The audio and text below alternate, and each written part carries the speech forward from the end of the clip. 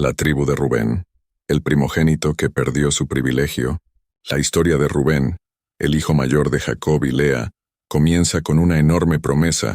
Como primogénito, Rubén estaba destinado a liderar a sus hermanos y recibir una herencia especial, tanto en términos de riqueza como de bendición espiritual.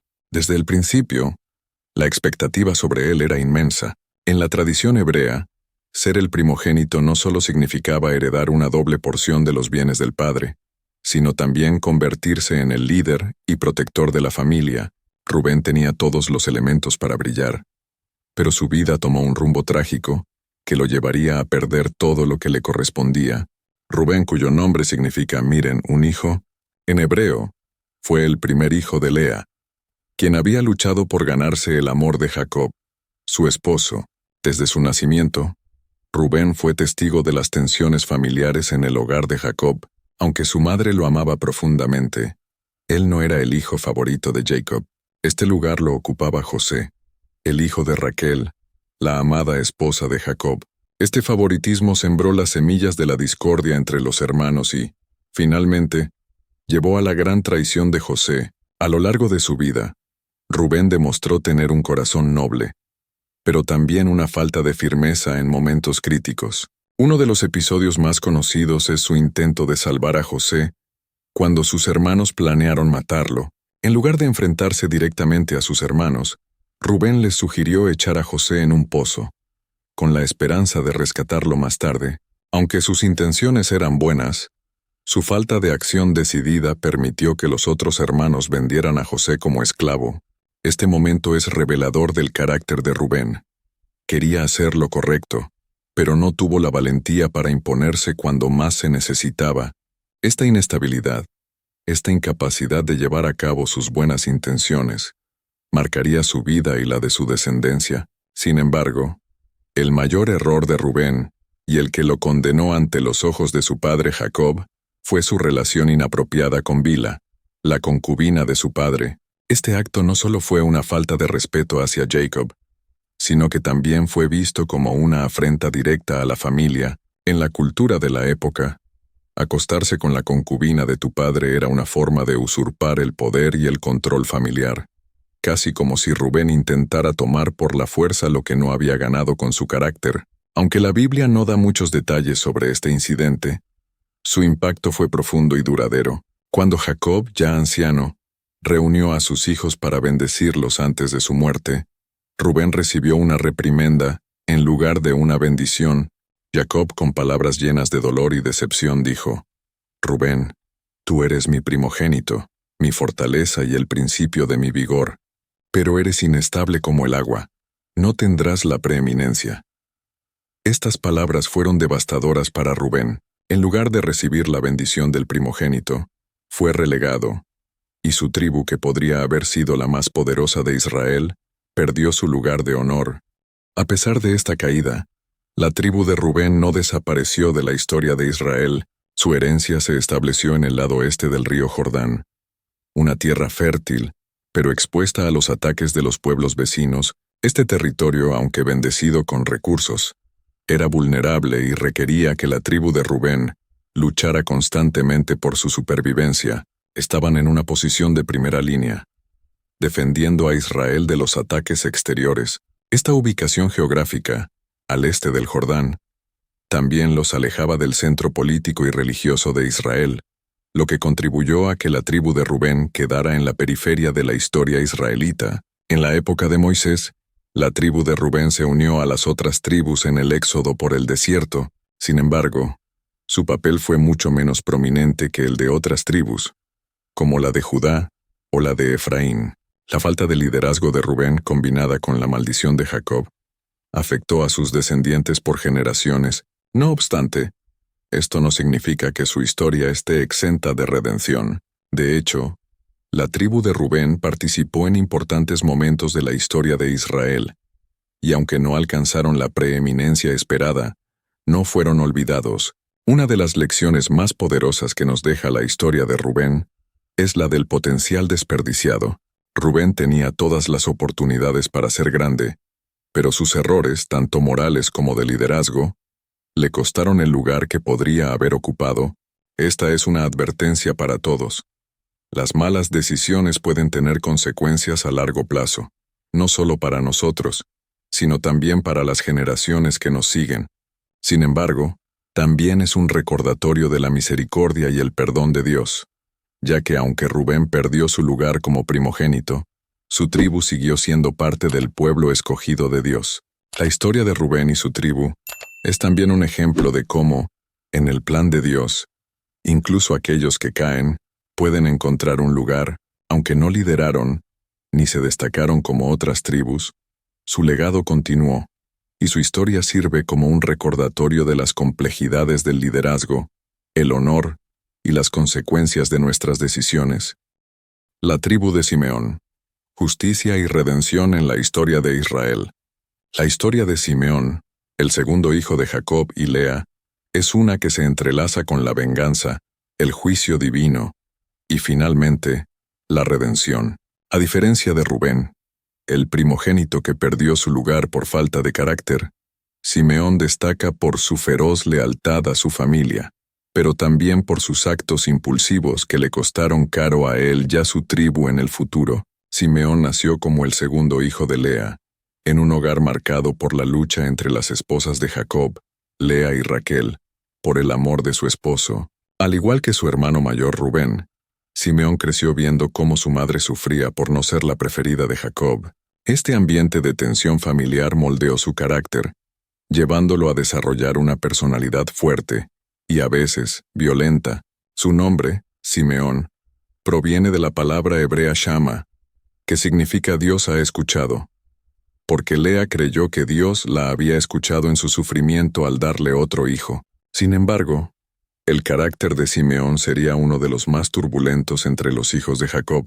El momento más conocido en la vida de Simeón es, sin duda, el episodio de la venganza contra Siquem, cuando su hermana Dina fue deshonrada por Siquem, el hijo de Hamor el Hebeo. Simeón y su hermano menor Leví tomaron la justicia en sus propias manos. Siquem, quien se había enamorado de Dina después del incidente, pidió a su padre que negociara una boda con la familia de Jacob, pero Simeón y Leví, heridos por el ultraje cometido contra su hermana, planearon una venganza cruel. Fingiendo aceptar el matrimonio, convinieron en que Siquem y todos los hombres de su ciudad debían circuncidarse como condición para que la unión se llevara a cabo. 3 días después, cuando los hombres de Siquem estaban debilitados por la circuncisión, Simeón y Leví tomaron sus espadas, y en un ataque de furia, mataron a todos los hombres de la ciudad. No solo se llevaron la vida de los agresores, sino que también saquearon la ciudad, tomaron a las mujeres y a los niños como esclavos y robaron sus bienes. Este acto de venganza fue brutal y sin piedad. Aunque Simeón creía que estaba defendiendo el honor de su hermana, Jacob no vio este acto con buenos ojos. Cuando Jacob reunió a sus hijos para bendecirlos antes de su muerte, Simeón, al igual que Leví, fue reprendido por su padre. Jacob dijo: Simeón y Leví son hermanos, sus espadas son instrumentos de violencia. No entre mi alma en su consejo, ni mi espíritu se una a su asamblea, porque en su furor mataron hombres, y en su capricho desjarretaron bueyes. Esta maldición de Jacob sobre Simeón y Leví se refería al hecho de que, aunque actuaron en defensa de su familia, su brutalidad era inaceptable. En lugar de recibir una bendición, Jacob profetizó que la tribu de Simeón sería dispersada entre las demás tribus de Israel. Este castigo profético fue especialmente duro para la tribu de Simeón, a diferencia de otras tribus que recibirían grandes territorios. La tierra asignada a Simeón estaba dentro de los límites de la tribu de Judá. En esencia, la tribu de Simeón nunca tuvo un territorio propio claro y definido. Esta dispersión cumplió la maldición de Jacob y marcó el destino de la tribu. Con el tiempo, Simeón se convirtió en una de las tribus menos prominentes en la historia de Israel. Su población disminuyó enormemente y su influencia se desvaneció. Sin embargo, a pesar de este oscuro comienzo, la historia de la tribu de Simeón no termina en la maldición. Hay señales de que a lo largo del tiempo, la tribu encontró una forma de redención. En el éxodo de Egipto, la tribu de Simeón fue parte del ejército de Israel que marchó por el desierto bajo el liderazgo de Moisés. Aunque no se menciona con la misma frecuencia que las tribus más grandes como Judá o Efraín, Simeón estaba allí, luchando por su lugar en la tierra prometida. Esta capacidad de seguir adelante, a pesar de las dificultades y la maldición que pesaba sobre ellos, es una muestra de la resistencia de esta tribu. En el libro de Josué, cuando las tribus de Israel finalmente recibieron su herencia en la tierra prometida, Simeón fue asignado un territorio dentro de la porción de Judá. Este territorio, ubicado en el sur de Israel, era más pequeño y menos fértil que el de otras tribus. A pesar de esto, la tribu de Simeón continuó sobreviviendo y apoyando un papel en la defensa de Israel, especialmente durante los tiempos de los jueces y los primeros reyes. Una de las señales más significativas de la redención de la tribu de Simeón ocurre en el libro de Ezequiel. En una visión profética sobre el futuro de Israel, Ezequiel describe la restauración del país y las nuevas fronteras asignadas a las tribus de Israel. En esta visión, Simeón, aunque había sido castigado y dispersado, es mencionado como una tribu que recibirá un territorio propio en la Nueva Jerusalén. Esta inclusión en la visión profética muestra que aunque Simeón fue castigado por sus pecados, Dios no lo había olvidado por completo. La misericordia y la promesa de redención seguían estando presentes para él y sus descendientes.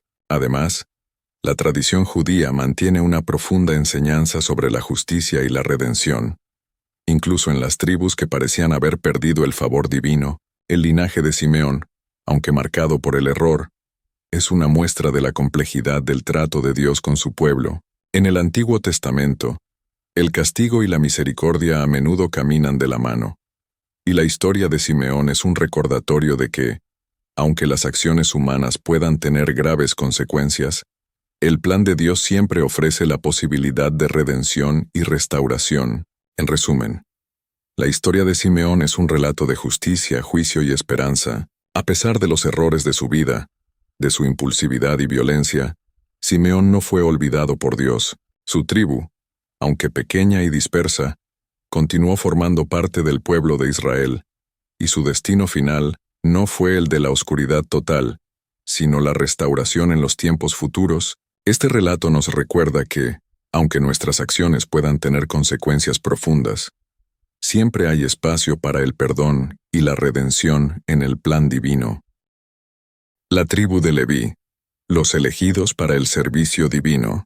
La historia de la tribu de Leví, una de las 12 tribus de Israel, está marcada por su misión única y un destino que los separa del resto de sus hermanos. A diferencia de las demás tribus, los levitas no recibieron tierras como herencia. Dios les encomendó algo mucho más significativo: el honor de ser los guardianes del santuario, los encargados del servicio religioso y los intermediarios entre el pueblo y Dios. Para entender el profundo significado del papel de la tribu de Leví, debemos remontarnos a su patriarca, Leví, uno de los hijos de Jacob y Lea. En su juventud, Leví, junto con su hermano Simeón, cometió un acto violento de venganza contra la ciudad de Siquem en defensa de su hermana Dina. Este acto fue recordado con desagrado, y Jacob, en su lecho de muerte, profetizó que las tribus de Simeón y Leví serían dispersadas en Israel debido a esta violencia. Sin embargo, mientras que la dispersión de Simeón tuvo un carácter negativo, la dispersión de los levitas fue parte de un plan divino mayor, un llamado al servicio sagrado. A lo largo del tiempo, la tribu de Leví redimió su destino, y Dios les confirió un rol único y privilegiado. Este cambio crucial en el destino de la tribu se hizo evidente durante el liderazgo de Moisés, quien también era un descendiente de Leví. Moisés, el gran libertador de Israel, fue criado en la corte del faraón egipcio, pero siempre mantuvo sus raíces levíticas. Su linaje jugó un papel importante en su capacidad para guiar al pueblo y ser un intermediario entre ellos y Dios. El momento decisivo para la tribu de Leví llegó durante el episodio del becerro de oro, mientras Moisés se encontraba en el monte Sinaí, recibiendo los mandamientos de Dios. Muchos israelitas, en su impaciencia, cayeron en la idolatría, adorando un becerro de oro que habían creado con sus propias manos. Este acto de rebelión contra Dios trajo consigo el juicio divino. Sin embargo, fue en este momento de crisis que los levitas se destacaron. Moisés llamó a los que se mantuvieron fieles a Dios, y la tribu de Leví respondió con valentía y decisión, separándose de la idolatría y defendiendo la pureza de la fe. Este acto de fidelidad no pasó desapercibido ante los ojos de Dios. Como recompensa, los levitas fueron elegidos para un servicio especial. Serían los encargados de ministrar en el tabernáculo, el lugar donde Dios se manifestaba entre su pueblo. A partir de ese momento, la tribu de Leví no tendría una herencia de tierras como las demás tribus. En su lugar, su herencia sería el propio Dios, y su misión sería cuidar de los objetos sagrados, servir en el santuario y guiar espiritualmente al pueblo de Israel. La relación entre la tribu de Leví y el santuario comenzó con el tabernáculo, la tienda sagrada que acompañaba al pueblo de Israel en su travesía por el desierto. Los levitas no solo eran responsables de su cuidado, sino también de su transporte. Cada vez que el pueblo se movía, los levitas desmontaban el tabernáculo y lo llevaban con ellos, asegurando que la presencia de Dios permaneciera en medio de la nación. Este trabajo no era solo físico, sino también profundamente espiritual. Era un constante recordatorio de que Dios caminaba con su pueblo, y que los levitas eran los custodios de esa presencia divina. Con el tiempo, los levitas se convirtieron en más que simples sirvientes del templo. También desempeñaban el papel de maestros y jueces. Su conocimiento de la ley de Dios los convertía en guías espirituales, no solo para las ceremonias religiosas, sino también para la vida diaria de los israelitas. Eran ellos quienes interpretaban las Escrituras y enseñaban a la gente cómo vivir de acuerdo con los mandamientos de Dios. En tiempos de crisis, los levitas ofrecían consejo y dirección, ayudando a mantener la integridad espiritual de la nación. Aarón, el hermano de Moisés, fue el primer sumo sacerdote de Israel, y a través de él se estableció el sacerdocio levítico. Los descendientes de Aarón se convirtieron en los sumos sacerdotes, responsables de los sacrificios más importantes y de las ceremonias de expiación por el pecado del pueblo. Este sacerdocio, que estaba reservado solo para los descendientes de Aarón, fue considerado una posición de enorme honor y responsabilidad. Cada año, el sumo sacerdote entraba en el lugar santísimo del tabernáculo, y más tarde del templo de Jerusalén, para ofrecer sacrificios y orar por el perdón de los pecados de Israel. El servicio de los levitas no solo era limitado al tabernáculo en el desierto.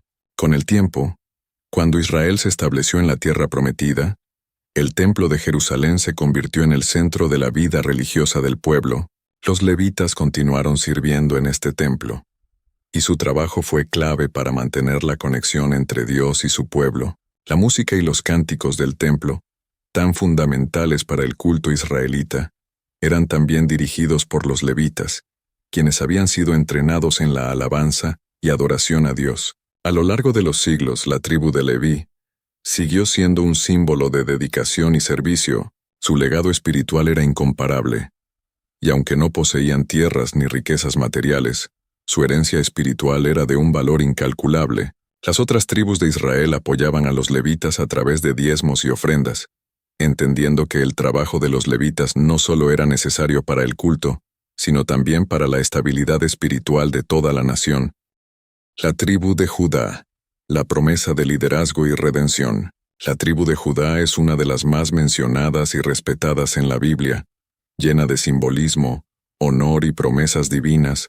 La historia de esta tribu comienza con Judá, el cuarto hijo de Jacob y Lea, y el destino especial que le aguardaba. A lo largo de las Escrituras, vemos cómo esta tribu se convierte en una piedra angular para el pueblo de Israel, en la cual se encontrarían las raíces de los reyes de Israel, e incluso el linaje del Mesías.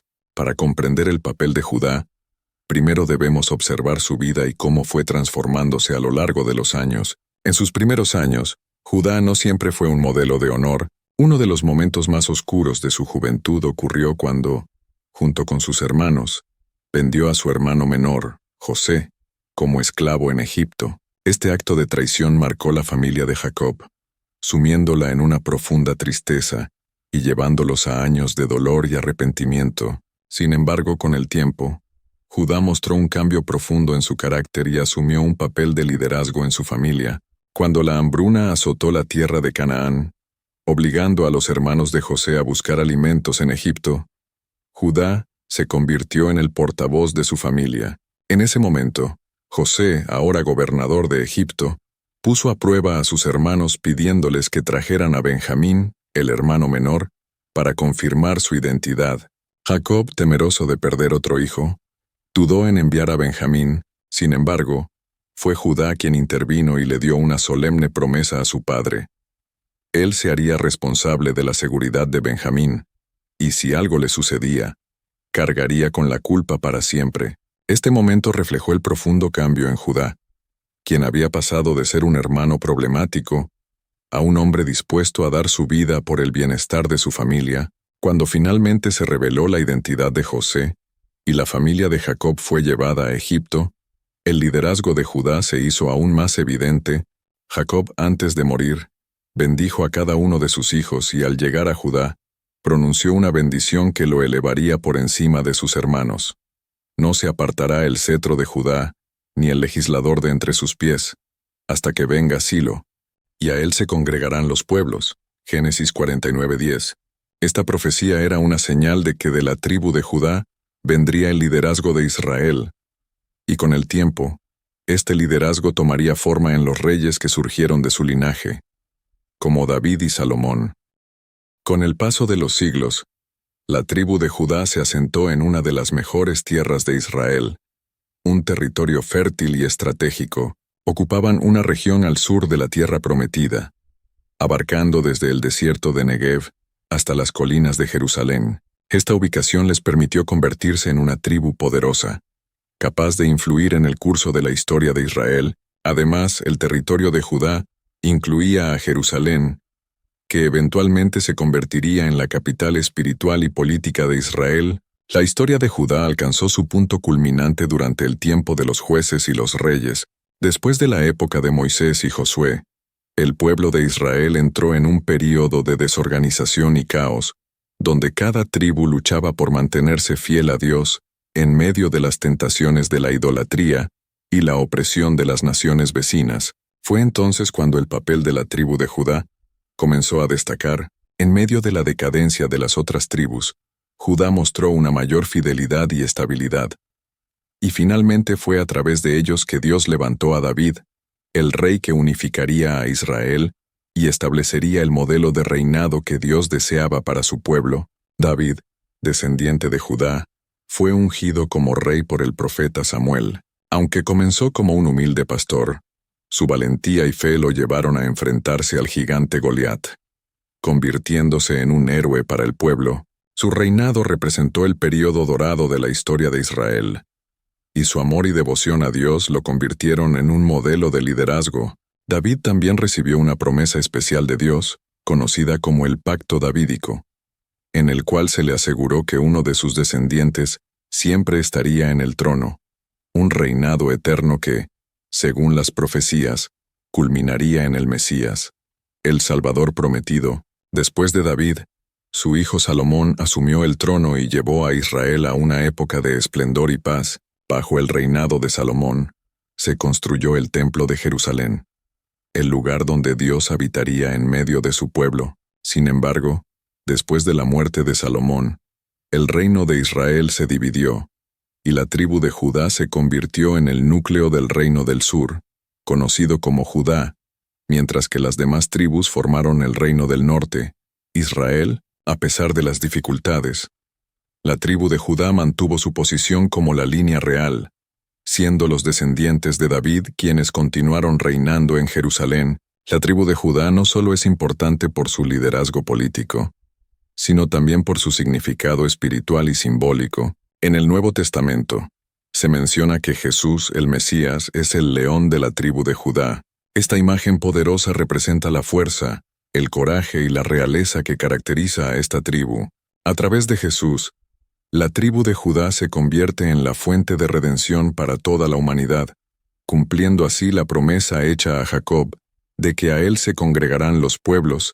La historia de la tribu de Judá es, en última instancia, una historia de redención, liderazgo y cumplimiento de promesas. desde sus comienzos turbulentos hasta su exaltación como la tribu de la cual vendría el Salvador. Judá representa la fidelidad de Dios a sus promesas y la esperanza de una redención eterna. La tribu de Dan, guerreros errantes y jueces en Israel. La tribu de Dan es una de las más enigmáticas y complejas de las 12 tribus de Israel. Sus orígenes, desafíos y decisiones la distinguieron de las demás tribus de una manera única. Esta tribu, nombrada en honor a Dan, el quinto hijo de Jacob y el primero de Bila, la sierva de Raquel, fue una de las que más luchas enfrentó en su búsqueda de una tierra propia. Dan nació en circunstancias especiales. Raquel, la esposa amada de Jacob, no podía tener hijos y pidió a su sierva Bila que diera a luz en su nombre, siguiendo una antigua tradición que le permitía adoptar los hijos nacidos de su sierva. Así, Dan llegó al mundo como una señal de esperanza y justicia para Raquel, quien dijo al nacer él: Dios ha juzgado mi causa y también oyó mi voz y me dio un hijo. Génesis 36. Su nombre, Dan, significa juez, lo que establece el destino de la tribu que llevaría su nombre.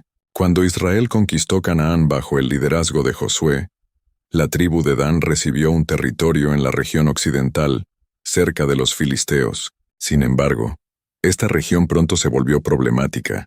Los filisteos, que eran conocidos por su fuerza militar y su armamento avanzado, se convirtieron en una amenaza constante para Dan, incapaces de defenderse eficazmente en esta zona. Muchos miembros de la tribu comenzaron a buscar nuevas tierras, donde pudieran asentarse y prosperar sin la amenaza de la guerra. Es en esta búsqueda de tierras donde se revela una faceta importante de la tribu de Dan. Su espíritu de aventura y exploración. En el libro de Jueces, se relata que un grupo de danitas decidió emprender un viaje hacia el norte, en busca de un lugar más seguro para habitar. Durante su travesía, llegaron a una ciudad llamada Lais, en la región norte de Israel, donde los habitantes vivían en paz y sin preocupaciones. Los danitas vieron en esta ciudad una oportunidad perfecta para establecerse lejos de la opresión de los filisteos. En una incursión sorpresiva, tomaron la ciudad y la rebautizaron como Dan, en honor a su antepasado. Así, esta tribu terminó ocupando un territorio en el norte, lejos de su herencia original. La tribu de Dan no solo fue conocida por su movilidad y adaptabilidad, sino también por su espíritu guerrero. Aunque enfrentaron dificultades con los filisteos, fueron guerreros valientes. Uno de los jueces más famosos de Israel, Sansón, provenía de esta tribu. Sansón es recordado por su increíble fuerza y sus hazañas contra los filisteos, incluyendo la famosa historia en la que, usando solo una quijada de burro, derrotó a 1000 hombres. A pesar de sus debilidades y decisiones personales, Sansón representa el poder y la resistencia de la tribu de Dan frente a sus enemigos. Sansón fue más que un héroe, fue una figura trágica, cuyo destino parece reflejar el propio destino de su tribu. A lo largo de su vida, luchó no solo contra los filisteos, sino también contra sus propios impulsos y decisiones, que finalmente lo llevaron a una caída inevitable. Sin embargo, incluso en su último acto, Sansón logró una victoria contra los filisteos, derribando las columnas de un templo y matando a muchos de sus opresores, a costa de su propia vida. Su historia, marcada por el sacrificio y la lucha, dejó una huella duradera en la identidad de la tribu de Dan. La tribu de Neftalí. Valentía, velocidad y su lugar en la tierra prometida. La tribu de Neftalí, descendiente de Neftalí, el sexto hijo de Jacob y el segundo hijo de Bila, la sierva de Raquel, es una de las tribus menos mencionadas pero profundamente significativas en la historia de Israel. Nacido en circunstancias similares a su hermano Dan, Neftalí representa la esperanza de Raquel, y es conocido en las Escrituras por una bendición especial que revela el carácter y destino de esta tribu. Su historia está llena de destellos de valentía, libertad y una fortaleza silenciosa que a menudo se pasa por alto. La bendición de Jacob a Neftalí es enigmática y poética. Neftalí, sierva suelta que pronuncia dichos hermosos. Génesis 49:21. Esta metáfora esconde mucho significado. La referencia a una sierva suelta sugiere velocidad, gracia y libertad, cualidades que se atribuyeron a los descendientes de Neftalí. En el contexto bíblico, una sierva libre evoca la idea de un ser que se mueve sin restricciones, adaptándose a su entorno con agilidad y fortaleza. Esta descripción también resalta un carácter pacífico, pero siempre alerta, listo para actuar cuando sea necesario. De hecho, la tribu de Neftalí jugaría un papel crucial en momentos clave para Israel. Cuando Israel se preparaba para tomar posesión de la tierra prometida, la tribu de Neftalí recibió una herencia en el norte, en una región montañosa y fértil que llegaba hasta el mar de Galilea. Esta área, que incluía tierras en la región alta de Canaán, era hermosa y fértil, pero también estaba expuesta a ataques y conflictos debido a su cercanía con las naciones vecinas. Enfrentándose a estas amenazas, los miembros de la tribu de Neftalí desarrollaron una habilidad notable para la guerra, combinada con una determinación de proteger su tierra y sus fronteras. Se convirtieron en una tribu fuerte, y se reconoció su valentía en más de una ocasión. Uno de los momentos más gloriosos de la tribu de Neftalí tuvo lugar durante la época de los jueces, específicamente bajo el liderazgo de la profetisa Débora y el comandante Barak. En el libro de Jueces, capítulo 4, Israel estaba siendo oprimido por el ejército cananeo liderado por Sísara.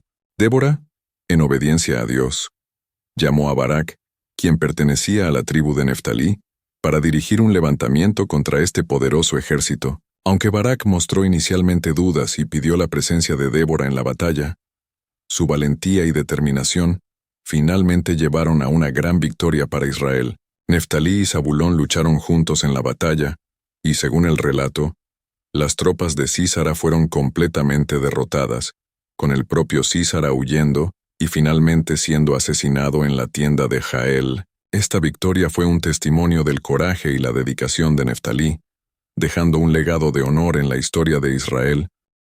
La historia de Neftalí no solo está marcada por la batalla, sino también por una herencia espiritual y poética. En la bendición de Moisés justo antes de su muerte se dice: Neftalí, saciado de favor, lleno de la bendición del Señor, poseerá el occidente y el sur. Deuteronomio 33:23. Estas palabras resuenan como una confirmación de la gracia especial de Dios sobre esta tribu. La región de Neftalí, abundante y bendecida, no solo fue fértil en recursos, sino también en influencia espiritual.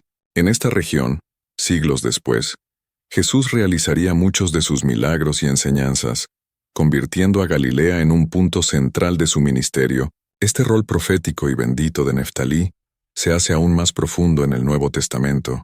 En el Evangelio de Mateo se recuerda la profecía de Isaías: tierra de Zabulón y tierra de Neftalí, camino del mar, al otro lado del Jordán, Galilea de los gentiles. El pueblo asentado en tinieblas vio gran luz, y a los que vivían en región de sombra de muerte, la luz les resplandeció.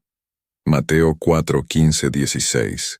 La región de Neftalí no solo estaba destinada a la guerra y la resistencia, sino que también iba a ser el lugar donde el Mesías, Jesús, traería luz y esperanza a las naciones. Así, esta tribu se vuelve una imagen profética, una representación de la tierra donde la oscuridad encontraría redención. Sin embargo, la vida de Neftalí y su tribu también estuvo marcada por desafíos internos y externos.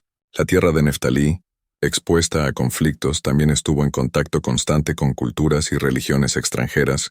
Este contacto, aunque enriquecedor en algunos aspectos, también llevó a influencias paganas que a veces alejaron a la tribu de la adoración pura de Dios. Sin embargo, el papel de Neftalí en la historia de Israel se mantuvo como un testimonio de la gracia y el favor de Dios. Incluso en medio de las pruebas y la mezcla cultural, la tribu de Neftalí también es recordada por su adaptabilidad y disposición para luchar por la unidad de Israel. Aunque eran una tribu del norte, aislada en algunos sentidos, sus miembros respondían al llamado cuando el bienestar de Israel estaba en juego. Su historia es un recordatorio de cómo Dios bendice la valentía, la lealtad y la disposición para proteger lo que es sagrado. La tribu de Gad, fortaleza y lealtad en la frontera de Israel. La tribu de Gad tiene una historia única, llena de valor, lealtad y un sentido de pertenencia que la llevó a establecerse en la primera línea de defensa de Israel. Gad El séptimo hijo de Jacob y el primero de Silpa, sierva de Lea, representa una tribu que sobresale por su coraje y resistencia. Desde el principio, la historia de Gad se centra en la fortaleza física y la valentía en batalla, cualidades que definieron su rol dentro del pueblo de Israel y les dieron una posición estratégica en las fronteras de la tierra prometida. Cuando Jacob bendijo a sus hijos, describió a Gad con una breve pero poderosa declaración. Gad, ejército lo acometerá, mas él acometerá al fin. Génesis 49:19. Este mensaje es casi profético. Gad sería una tribu que enfrentaría enemigos constantes, pero no se doblegaría. En lugar de temer o evitar el conflicto, los descendientes de Gad aprenderían a enfrentarlo con valentía, adaptándose a su entorno y creando una reputación formidable como defensores de Israel. Cuando los israelitas comenzaron a tomar posesión de la tierra prometida, bajo el liderazgo de Moisés, las tribus de Rubén y Gad hicieron una petición especial. Habían notado que las tierras al este del Jordán, ricas en pastizales y recursos naturales, eran ideales para sus ganados y familias. Los hombres de Gad, conocidos por su fortaleza, no dudaron en pedir permiso para establecerse allí, incluso si eso significaba quedarse en el margen oriental del río, fuera de las fronteras oficiales de la tierra prometida. A cambio de esta concesión, prometieron enviar a sus guerreros para ayudar a las demás tribus en la conquista de Canaán. Moisés aceptó su petición, bajo la condición de que cumplirían su palabra. Así, Gad y Rubén se asentaron en la región de Galaad, donde establecieron sus hogares y comunidades, pero fieles a su palabra, los hombres de Gad se unieron a las fuerzas de Israel, liderando batallas y demostrando su valentía hasta que la tierra fue conquistada. Este acto de honor y compromiso reflejaba la esencia de Gad, una tribu que, aunque independiente, siempre mantenía su lealtad a sus hermanos y no abandonaba a Israel en tiempos de necesidad. En su nuevo hogar en la región de Galaad, los gaditas construyeron un legado como guerreros y defensores de las fronteras. Las tierras al este del Jordán eran particularmente vulnerables, expuestas a ataques de enemigos externos como los amonitas, los moabitas e incluso los arameos. Esto llevó a que los hombres de Gad desarrollaran una habilidad especial en la guerra y una resistencia notable. Al proteger el margen oriental, Gad se convirtió en una tribu clave en la defensa del pueblo de Israel. No solo demostraban fortaleza, sino también astucia y una habilidad estratégica que los hacía formidables en el campo de batalla. El libro de Crónicas menciona la valentía de los hombres de Gad, describiéndolos como hombres valientes, hombres de guerra, aptos para el escudo y el pavés, que erguían su rostro como leones y eran ligeros como gacelas sobre las montañas. Primera Crónicas 12:8. Esta descripción resalta la agilidad y ferocidad de los gaditas. Como un león en medio de su territorio, estaban siempre alertas, prontos para defender lo que era suyo, y por extensión, lo que pertenecía a Israel. La valentía de Gad también es evidente en la historia de David. Cuando el rey Saúl perseguía a David, hubo un grupo selecto de guerreros de Gad que se unió a él en su exilio. Estos hombres expertos en combate fortalecieron las filas de David y contribuyeron a su éxito en tiempos de adversidad.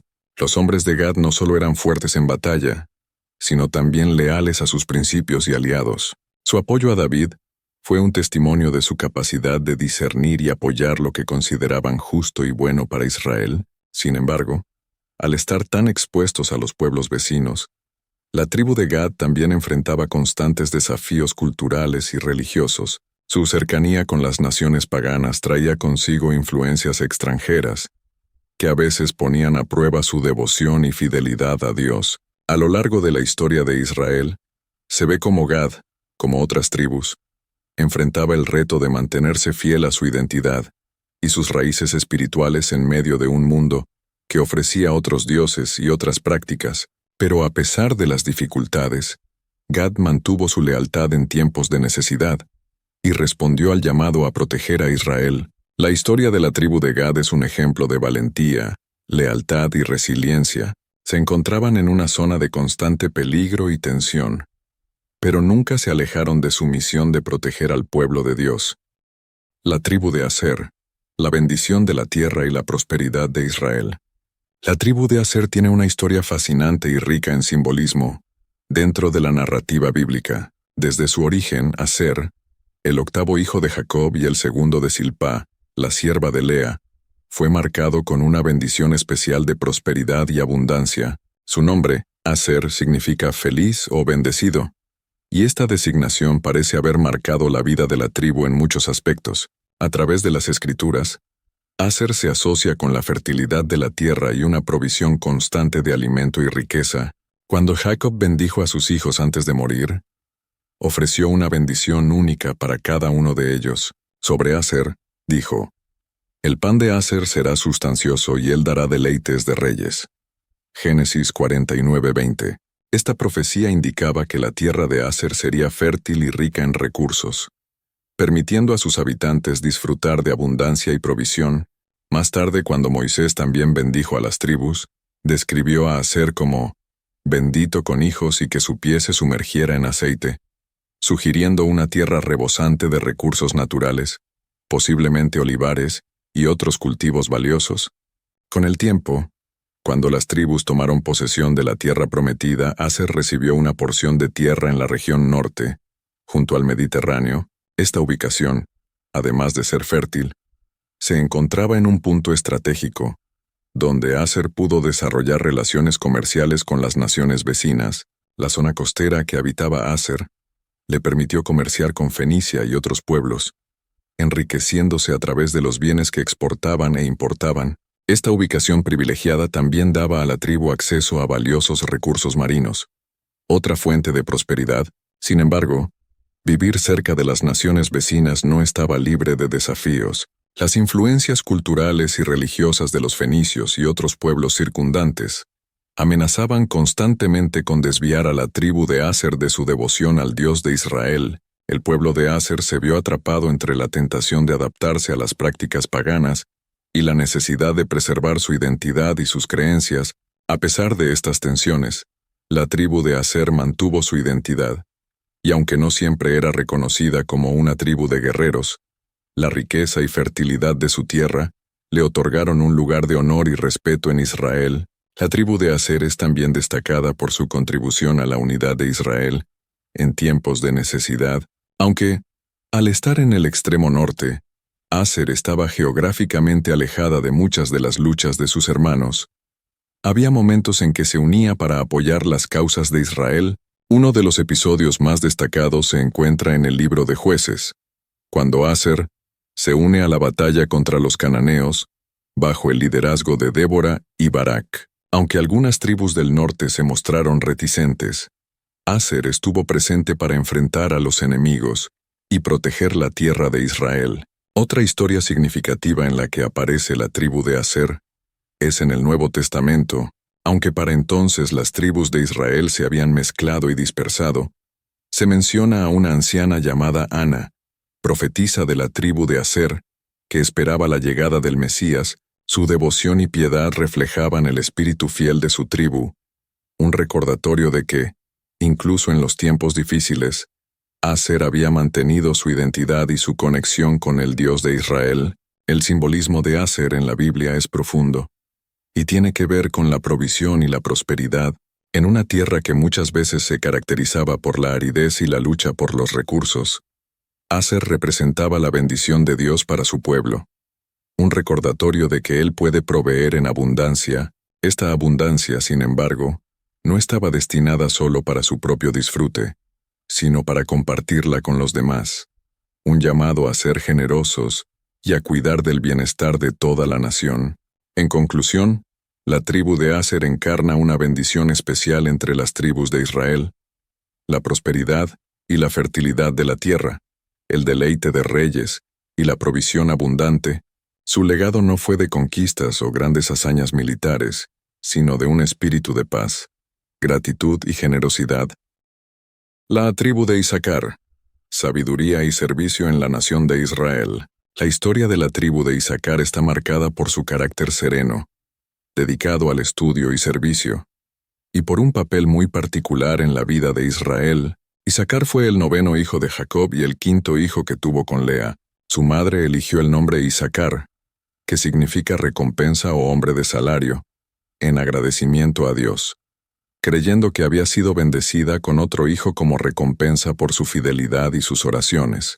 En su bendición final a sus hijos, Jacob tuvo palabras especiales para Isacar.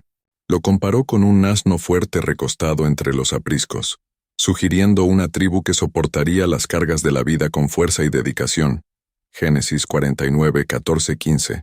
También destacó su disposición a trabajar en paz y a ser un pilar en la vida cotidiana de Israel.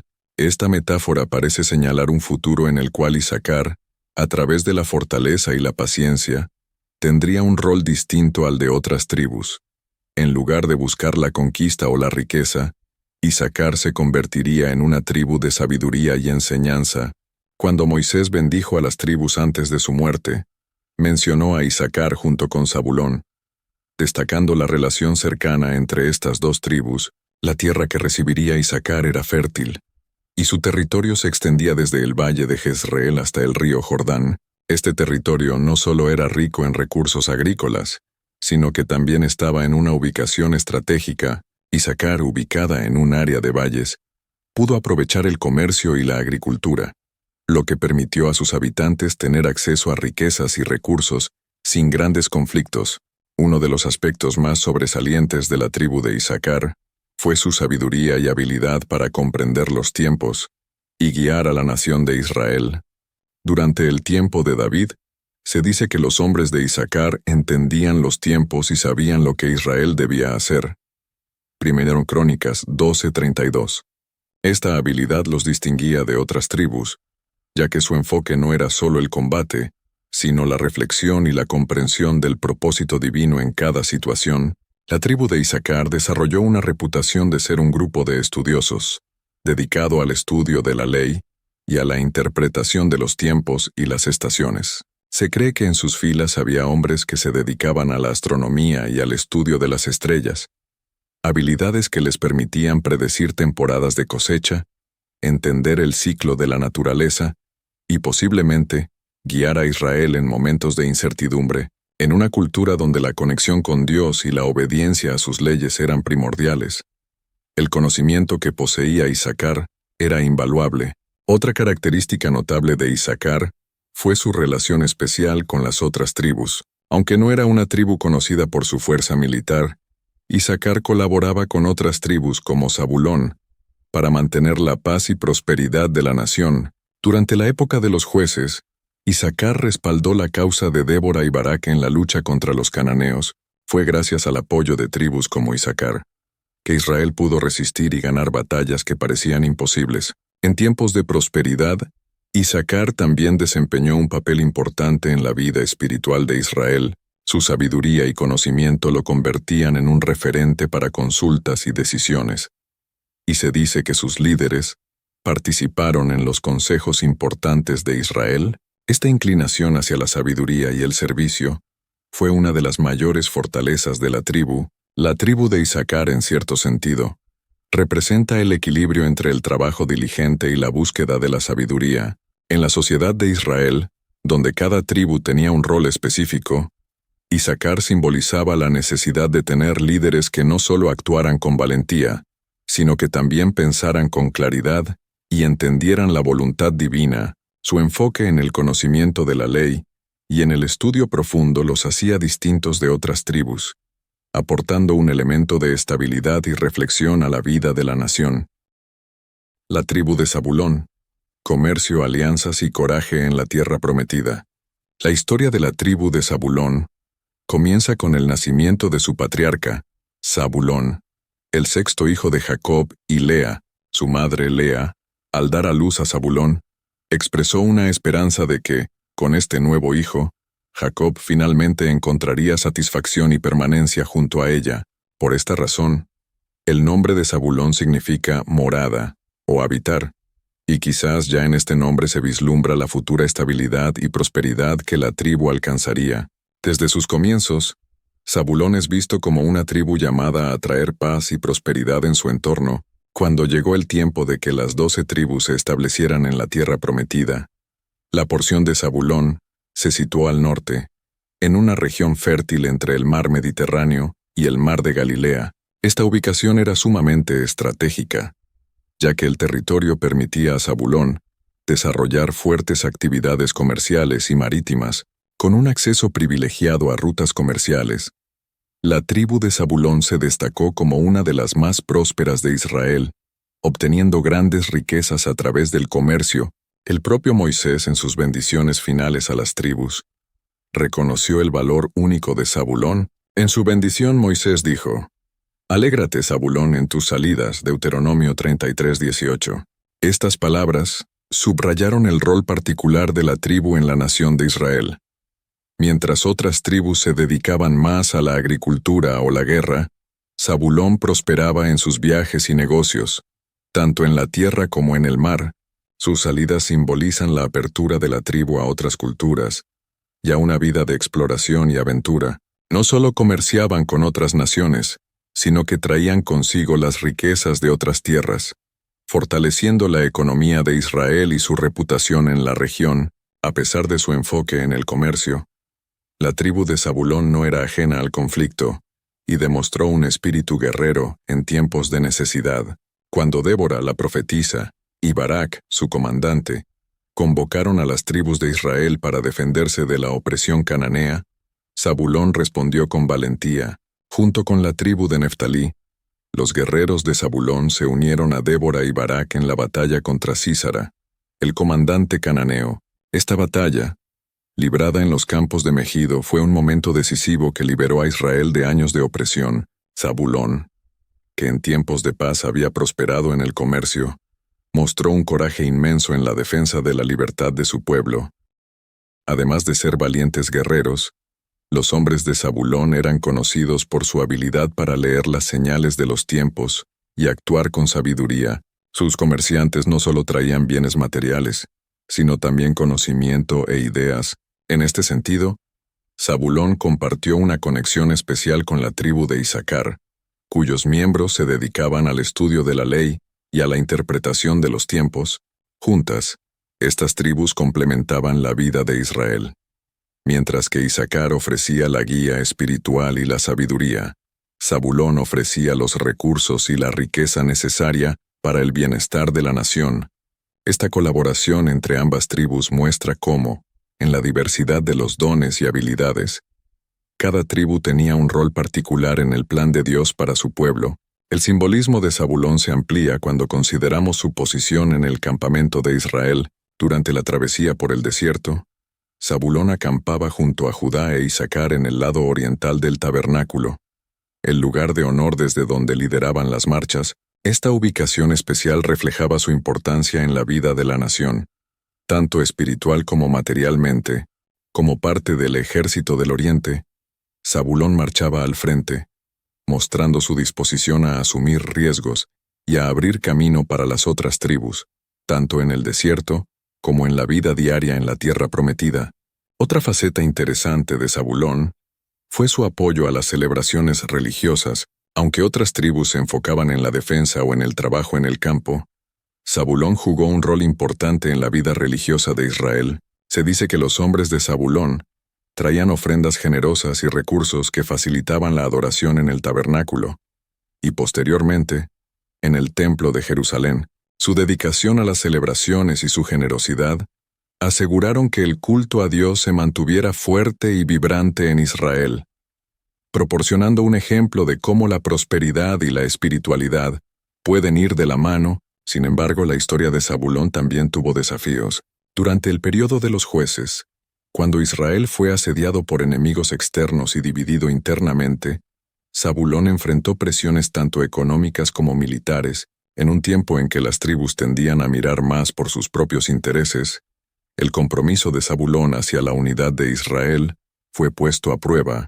Sin embargo, sus alianzas con otras tribus y su compromiso de proteger la estabilidad de la nación fortalecieron a Israel en tiempos de crisis. Con el tiempo, Zabulón, junto con las otras tribus del norte, fue asimilada por los asirios durante la conquista de Israel. Esta asimilación marcó el final de Zabulón como una tribu separada y autónoma, pero no borró su legado. La historia de Zabulón vive como una inspiración para generaciones futuras, un recordatorio de que la prosperidad, el comercio y la apertura al mundo exterior pueden coexistir con la fe y el compromiso a la unidad espiritual. Zabulón representa una visión de Israel abierta al mundo, dispuesta a llevar la luz de Dios a otros lugares y culturas, a través de la riqueza, el conocimiento y las alianzas. La tribu de José. Sueños, redención y bendiciones multiplicadas. La historia de la tribu de José se remonta a su patriarca, José, el 11º hijo de Jacob y el primer hijo de Raquel. Desde su nacimiento, José fue especial para Jacob, quien lo amaba profundamente y le otorgaba atenciones que sus otros hijos no recibían, como la túnica de colores, símbolo de distinción y favoritismo. Esta preferencia marcó a José, y también encendió los celos de sus hermanos, que comenzaron a verlo como una amenaza, pero Dios tenía grandes planes para José, y a través de sueños proféticos, le mostró un futuro lleno de grandeza. La vida de José dio un giro inesperado cuando sus hermanos, movidos por la envidia, lo vendieron como esclavo y lo llevaron a Egipto. Allí, pasó por pruebas y desafíos, desde ser un siervo en la casa de Potifar hasta ser encarcelado por falsas acusaciones. Sin embargo, José nunca perdió su fe. Su habilidad para interpretar sueños, un don otorgado por Dios, lo llevó a ganar favor ante el faraón, al predecir 7 años de abundancia seguidos por 7 años de hambruna. José fue nombrado gobernador de Egipto. Con su sabiduría y visión, salvó a Egipto y a muchas naciones del hambre, incluyendo a su propia familia. Eventualmente, sus hermanos llegaron a Egipto en busca de alimento.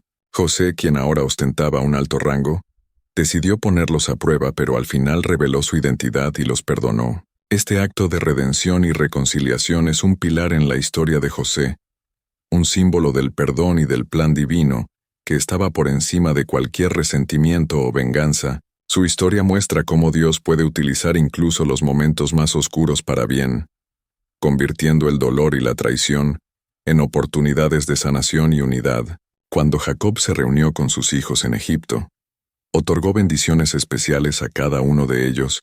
En lugar de dar una bendición directa a José, Jacob bendijo a los 2 hijos de José, Efraín y Manasés, otorgándoles el estatus de tribus independientes. Esta decisión fue significativa, ya que convirtió a José en el único patriarca cuya herencia fue dividida entre 2 tribus, dándole una porción doble en Israel. En Génesis 48, Jacob bendice a Efraín y Manasés, cruzando sus manos para colocar su mano derecha sobre Efraín, el hijo menor, indicando que recibiría una bendición mayor.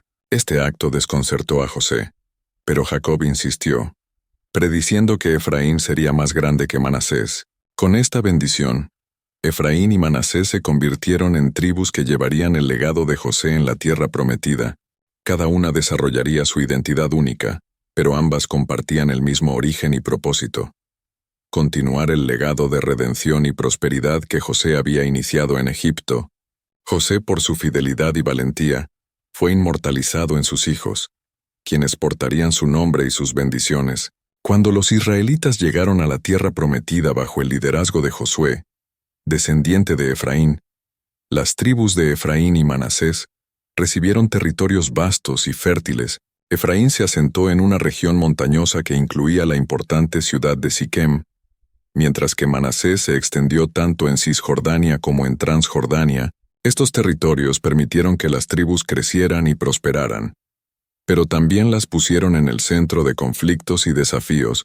La cercanía de Efraín a la zona central de Israel le otorgaba influencia en los asuntos de las demás tribus, y en diversas ocasiones, los líderes de Efraín asumieron un rol destacado en la política y en la defensa de Israel. A lo largo del tiempo, Efraín y Manasés mostraron sus fortalezas y debilidades. La tribu de Efraín, en particular, se destacó en liderazgo y en la guerra. Sin embargo, su influencia a veces provocaba tensiones con otras tribus, y en el tiempo de los jueces, esto se manifestó cuando Efraín reclamó un papel protagónico en la victoria sobre los madianitas liderada por Gedeón.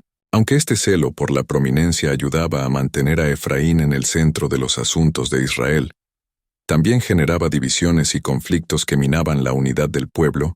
La herencia espiritual de José se mantuvo en ambas tribus, recordando siempre el sacrificio y el perdón Cada vez que Israel enfrentaba dificultades, el ejemplo de José era un recordatorio de que Dios puede convertir las pruebas en bendiciones. La tribu de Efraín, que lideró a Israel en numerosas ocasiones, mantenía vivo el recuerdo de la valentía y la fe de José. La presencia del tabernáculo en la ciudad de Silo, ubicada en el territorio de Efraín, también elevó el rol de esta tribu en la adoración y vida espiritual de Israel.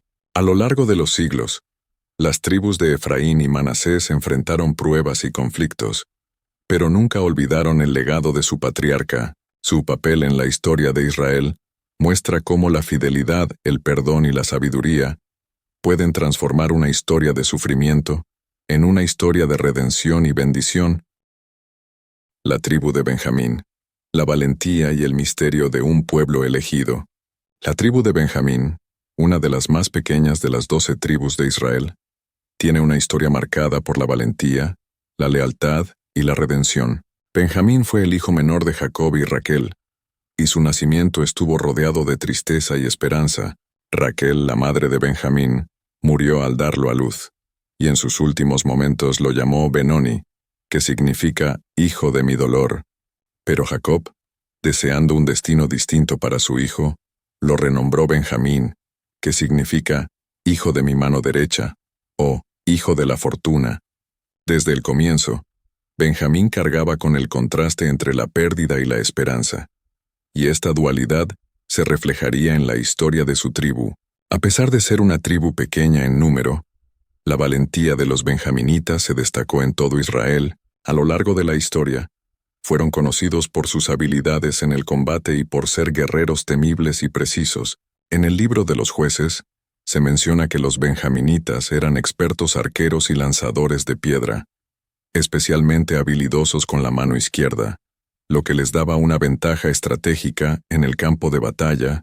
La valentía de los benjaminitas los convirtió en una tribu respetada y temida, y su lealtad a Israel y a su herencia espiritual era firme e inquebrantable. Sin embargo, la tribu de Benjamín enfrentó una de las historias más trágicas de las tribus de Israel. Durante el tiempo de los jueces, una serie de eventos desencadenó una guerra civil entre Benjamín y el resto de las tribus de Israel. Un incidente en la ciudad de Gibeá, donde hombres de Benjamín cometieron un crimen atroz, llevó a las demás tribus a exigir justicia. Cuando la tribu de Benjamín se negó a entregar a los culpables, se desató una feroz guerra entre las tribus. A pesar de su inferioridad numérica, los benjaminitas resistieron con gran fuerza y valentía, pero después de varias batallas Benjamín fue casi exterminada, quedando solo 600 hombres de la tribu. La guerra dejó a Benjamín al borde de la desaparición, y fue solo por la compasión y el arrepentimiento de las otras tribus que la tribu logró sobrevivir. Para asegurar la continuidad de Benjamín, las demás tribus permitieron que los hombres sobrevivientes tomaran esposas de otras regiones, asegurando así que la tribu no desapareciera. Esta historia es una de redención y restauración, y muestra cómo, incluso después de la devastación, la misericordia y el arrepentimiento pueden traer nuevas oportunidades de vida. A partir de entonces, Benjamín, aunque pequeña, continuó siendo una tribu importante en Israel. A lo largo de los años, Benjamín se convirtió en una tribu prominente, especialmente durante la monarquía de Israel. De esta tribu surgió el primer rey de Israel, Saúl, quien fue ungido por el profeta Samuel para liderar al pueblo. Saúl, un benjaminita alto y de porte imponente, era considerado el candidato ideal para liderar a Israel, aunque su reinado enfrentó desafíos y terminó trágicamente. La elección de un benjaminita como el primer rey de Israel elevó el estatus de la tribu y les dio un lugar de honor en la historia de Israel. Otro personaje famoso de la tribu de Benjamín fue el apóstol Pablo, uno de los líderes más influyentes en el cristianismo primitivo. Pablo, conocido como Saulo de Tarso antes de su conversión, era un fariseo devoto y un ciudadano romano. Su conocimiento de la ley y su pasión por la fe lo llevaron a perseguir a los primeros cristianos, hasta que un encuentro transformador con Jesús en el camino a Damasco cambió su vida para siempre. Después de su conversión, Pablo se convirtió en uno de los misioneros más fervientes, llevando el mensaje de Cristo a diferentes partes del mundo. Como benjaminita, Pablo era orgulloso de su herencia y en sus cartas menciona su ascendencia, mostrando cómo, incluso en la nueva era de la fe cristiana, su identidad tribal seguía siendo importante para él. La historia de Benjamín es también un recordatorio de que Dios puede sacar grandes líderes de lugares inesperados. La tribu, aunque pequeña y marcada por tragedias, dio a Israel figuras importantes en su historia y en su fe.